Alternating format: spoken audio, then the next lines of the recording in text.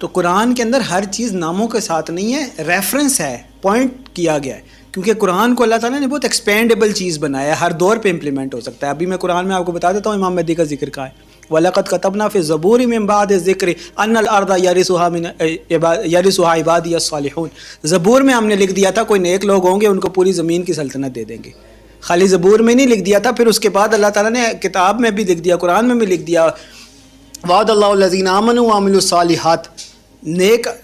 کسی نبی کا، رسول اللہ کا ذکر نہیں کیا کہ وعد الرسول نہیں، وعد اللہ الذین آمنوا وعملوا الصالحات، ایمان والوں اور نیک عمل کرنے والوں سے اللہ تعالیٰ نے وعدہ کیا ہے، لا یستخلفنہم فی الارض، ضرور لازماً زمین کا خلیفہ بنا دیں گے،